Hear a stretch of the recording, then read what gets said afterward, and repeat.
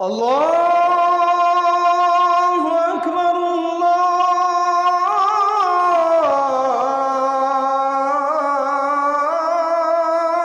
আকবার। প্রথম কথা হলো যে বাহিরের দেশে প্রোগ্রাম দাওয়াত দিলেই আমরা অংশগ্রহণ করি, এটা আপনি কিভাবে বুঝলেন? দেশে যেরকম আমরা খুব বেছে বেছে অল্প কিছু প্রোগ্রাম করি, বাহিরেও অলমোস্ট বেছে বেছে খুব অল্প কিছু প্রোগ্রাম করি। বহু দেশে বহু প্রোগ্রামের জন্য আমাদের কাছে আবেদন করা হয়। একটা দেশে হয়তো 20টা জায়গা থেকে আবেদন আসছে, সেখানে একটা জায়গায় হয়তো আমরা যাই। 10টা দেশ থেকে আবেদন আসছে, সেখান থেকে বাছাই করে হয়তো 2টা বা 3টা দেশে আমরা যাই, বাকিগুলো আমরা বাদ দিই। আমাদের কিছু ক্রাইটেরিয়া আছে, যে ক্রাইটেরিয়াগুলোকে আমরা মেপে মেপে চলার চেষ্টা করি। আর এর বাইরে আরেকটা ইস্যু আছে, সেটা হলো যে আমাদের দেশে গতানুগতিক মাহফিলের যে ফিল্ড, এই ফিল্ডে আমরা একসময় দাওয়াতি কাজ করেছি আলহামদুলিল্লাহ, কিন্তু পরবর্তীতে দেখা যায় যে এই ফিল্ডে আমরা যে কোয়ালিটির দাওয়াতি কাজ চাই, ওই কোয়ালিটির দাওয়াতি কাজ মেনটেন করা কঠিন হয়। সেজন্য আমরা ইনডোরে প্রোগ্রাম করার চিন্তায় আসছি। এই গত 1 মাসে অন্তত 7 থেকে 8টা প্রোগ্রাম করেছি ইনডোরে সব। তো এই যে ইনডোর প্রোগ্রামগুলো করছি, এগুলো দেশের বাইরেও করছি, দেশেও করছি, কিন্তু এগুলো আমাদের নির্দিষ্ট কিছু ক্রাইটেরিয়া আছে, সেগুলো ফুলফিল করার পর আমরা সীমিত পরিসরে যতটুকু করলে আমার ফাউন্ডেশনের কার্যক্রম, নিজের লেখাপড়া, নিজের গবেষণার কার্যক্রম বাধাগ্রস্ত হবে না, সেই রকম মেপে ঝুঁপে আমরা প্রোগ্রাম নেই। ব্যাপারটা দেশ বা বিদেশের না, ব্যাপারটা হলো আমাদের ক্রাইটেরিয়ার, ব্যাপারটা হলো আমাদের কোয়ালিটির। ক্রাইটেরিয়া যখন বনে যায় তখন দেশেও প্রোগ্রাম করছি। যেমন বিদেশে প্রোগ্রাম যদি 5টা করি, দেশে প্রোগ্রাম 10টা করি, এমন না যে দেশে প্রোগ্রাম করছি না একেবারে। হ্যাঁ, দেশের প্রোগ্রাম যে হারে আছে সে হারে প্রোগ্রাম করতে চাইলে তো দিনে 10টা করেও শেষ করা যাবে না। তো এই জন্য আমরা নির্দিষ্ট ক্রাইটেরিয়ার মধ্যে এটাকে বাছাই করার চেষ্টা করি। মাহফিলের ফিল্ডে কাজ করার জন্য বহু বক্তা আছেন দেশে, মাশাআল্লাহ, অনেক ওলামা একরাম আছেন, তারা কাজ করছেন, সেটা কাজ দরকারও আছে।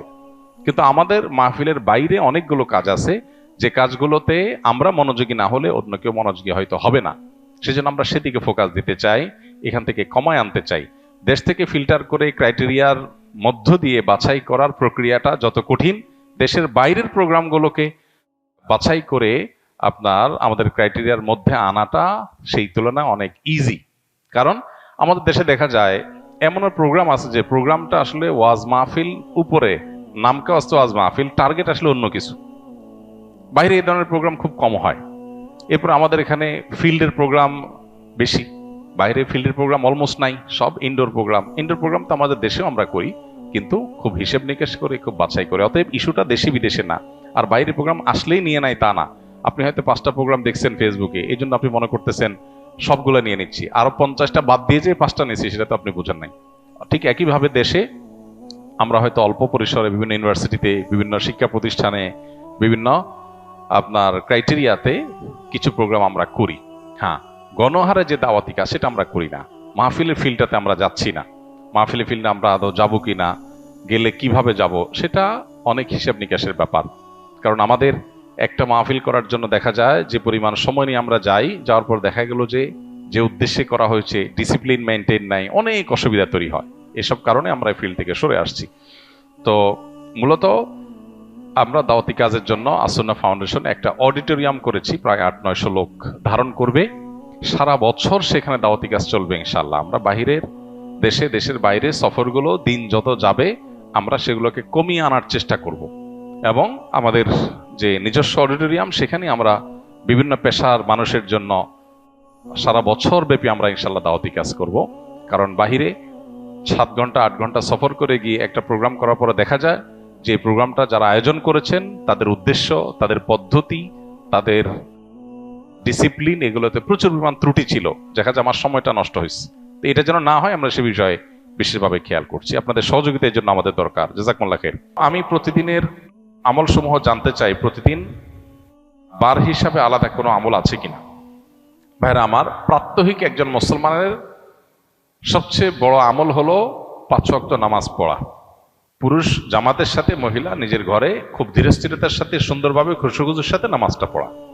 দ্বিতীয়ত হলো তার আয় উপার্জন হালাল করা, কোনো প্রকার হারামের ধারে কাছে না যাওয়া। যত কষ্ট হয় হোক, যত স্যাক্রিফাইস করা লাগে লাগুক, তারপরেও সে হালাল উপার্জন করবে, হারামের ধারে কাছে যাবে না।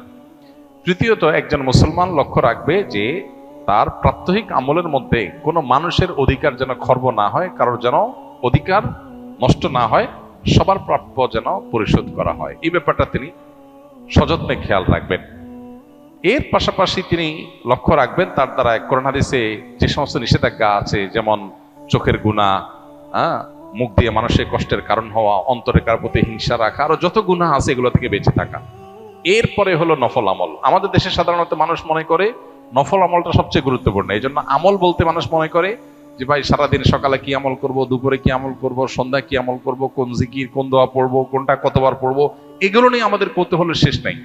এটা ভালো, কিন্তু এর চাইতে হাজার গুণ বেশি গুরুত্বপূর্ণ হলো আমার দ্বারা কোনো গুনাহ হচ্ছে কিনা, কোনো অন্যায় হচ্ছে কিনা। আপনি কোনো কোরআন হাদিসের আলোকে কোনো ভায়োলেশন যদি না করেন, গুনাহ থেকে বাঁচেন, তাহলে আপনার নফল আমল, জিকির, তসবিহ এগুলো যদি কমও থাকে, আখিরাতে নাজাত পেয়ে যাবেন। আর জিকির, তসবিহ আমল দিয়ে ভরে ফেলছেন, কিন্তু আপনি গীবত করেন, আপনার অন্তরে হিংসা আছে, আপনার অন্তরে দুনিয়ার মোহ আছে, আপনি নামাজের ত্রুটি করেন, আপনার অন্যান্য ক্ষেত্রে হালাল হারাম বাজ বিচার নাই, আপনি পর্দার বিধান মানেন না, তাহলে সেক্ষেত্রে এই সমস্ত নফল আমলের কোনো মানে হতে পারে না। এই জন্য দৈনন্দিন আমল বলতে আমরা এই মৌলিক বিষয়গুলো, পাঁচ ওয়াক্ত নামাজ ঠিকঠাক মতো পড়া, হালাল হারাম উপার্জনের ক্ষেত্রে 100% মেনটেন করার চেষ্টা করা, এবং তার পাশাপাশি অন্য যে সমস্ত বান্দার হক আছে, মানুষের অধিকার আছে, আচরণগত সব বিষয়ে মানুষের অধিকারগুলো ঠিকঠাক দেওয়া, কারোর অধিকার নষ্ট না করা, আর জেনারেলি আল্লাহর সকল গুনাহ থেকে, সকল নিষিদ্ধ বিষয় থেকে বেঁচে থাকার চেষ্টা করা। 5 নম্বর হলো নফল আমল, সকাল সন্ধ্যার দোয়া, কোরআন তেলাওয়াত, জিকির, আজকার, তাসবিহ এগুলোর সাধ্য অনুযায়ী বেশি বেশি পরিমাণে করা। তাহলে এই যে গুরুত্বের বিচারে কোনটা আগে কোনটা পরে, এই প্রায়োরিটিটা আমরা অনেক সময় বুঝি না। না বোঝার কারণে কম গুরুত্বপূর্ণ বিষয়ে অনেক বেশি সময় দেই, আবার গুরুত্বপূর্ণ বিষয়ে একেবারেই বেমালক ভুলে যাই। তো এই জিনিসটা আমাদের খেয়াল করা দরকার। মোহতারাম, আমি নাহওয়ামীর জামাতের একজন তালিবুল ইলম। আমার জানার বিষয় হলো জনকল্যাণমূলক কাজের সদিচ্ছা থেকে অনেকেই চায় আসন্না ফাউন্ডেশনের মতো প্রতিষ্ঠান প্রতিষ্ঠা করতে। এরূপ চায়, সামগ্রিকভাবে তার মধ্যে কি কি যোগ্যতা থাকা প্রয়োজন, এখন থেকেই আমার কি কি ধরনের জীবন আদর্শ অনুসরণ করা উচিত।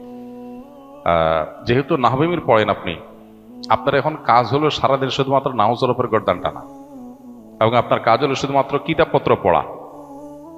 এই বয়সে আপনি সামাজিক কাজ করার জন্য কি কি পদক্ষেপ নিতে হবে এ বিষয়ে চিন্তা না করে আপনার এখন কাজ হলো পড়াশোনাকে ভালো একটা জায়গায় নিয়ে যাওয়া। মানুষ সময়ের কাজ সময় করতে না পারলে পরে আর সেটা করা যায় না। ভালো আলেম হওয়ার কাজটা করতে হয়। আমি আসন্না ফাউন্ডেশন করেছি, আলহামদুলিল্লাহ। আমি যখন নাহওয়ামীর পড়েছি তখন শুধু পড়ালেখা করেছি, আর কিছু করিনি। অতএব আপনি আমাকে যদি ফলো করেন তাহলে আপনাকে পড়ালেখা করতে হয় মনোযোগ দিয়ে, বাস। এরপর সময় আসবে ইনশাআল্লাহ যখন আপনি এসব নিয়ে ভাববেন, কাজ করবেন। সময়ের আগে থেকে যদি মানুষ অনেক ভাবনার ভিতরে ডুবে যায়, তখন সেগুলো অনেক সময় শয়তান তাকে পথ থেকে সরানোর জন্য করে, নেক্সরতে ধোঁকা যেটাকে বলে। আপনার মধ্যে উম্মতের এমন ফিকির ঢুকাই দিল যে আপনার বেসিক যে কাজ সেগুলো করা হলো না, পরে উম্মতের জন্য আর কিছু করা হলো না, নিজেরটা আর করা হবে না। তো এই জন্য ছাত্র জীবনে বিশেষ করে এই পর্যায়ে যখন একবারে ফাউন্ডেশন তৈরি হবে, এই টাইমটাতে খুব ভালো করে মনোযোগ দিয়ে পড়ালেখা করতে হবে। এরপর ইনশাআল্লাহ একটা সময় যখন আল্লাহ তাআলা সুযোগ দিবেন এসব নিয়ে কাজ করার, তখন যথেষ্ট শেখার সুযোগ আছে, ভাববার সুযোগ আছে, সেগুলো আমরা করব। আমরা সাধারণত সেবামূলক প্রতিষ্ঠান করার জন্য মনে করি টাকা পয়সা দরকার। সেবামূলক প্রতিষ্ঠান করার জন্য দরকার মানসিকতা, আন্তরিকতা, ইখলাস এবং প্রচেষ্টা। এরপর টাকা পয়সা যখন যেটা দরকার হয়, আল্লাহ তাআলা যতটুকু ব্যবস্থা করবে আমি ততটুকু করব। ব্যবস্থা না করলে আল্লাহ তাআলা করবো না। টাকা পয়সার উপরে নির্ভর করে একজন মুসলমানের কোনো চ্যারিটি হতে পারে না। অনেক কাজ আছে যে কাজের জন্য টাকার দরকার নাই। আপনার এলাকাতে রাস্তাঘাটগুলো পরিষ্কার করা, এটার জন্য টাকার দরকার নেই, বা খুব বেশি টাকার দরকার নেই। এটা চাইলে আমরা উদ্যোগ নিলে করতে পারি। এই কাজগুলো যখন মানুষ করা শুরু করে দেয়, আল্লাহ তাআলা তাকে বাকি কাজের ব্যবস্থা এমনিই করে দেয়। আসন্না ফাউন্ডেশন থেকে আমরা এইভাবেই ধীরে ধীরে ধীরে ধীরে কাজ করে তারপর সামনে অগ্রসর হয়েছে। অতএব যারা কাজ করতে চান তারা এই প্রক্রিয়ার মধ্য দিয়ে আগানোর চেষ্টা করবেন।